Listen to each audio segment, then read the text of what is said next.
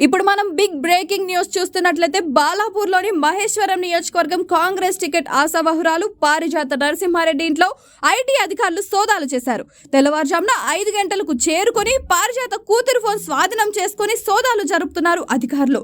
ప్రస్తుతం పారిజాత తిరుపతిలో, ఆమె భర్త నరసింహారెడ్డి ఢిల్లీలో ఉన్నట్లు తెలుస్తోంది.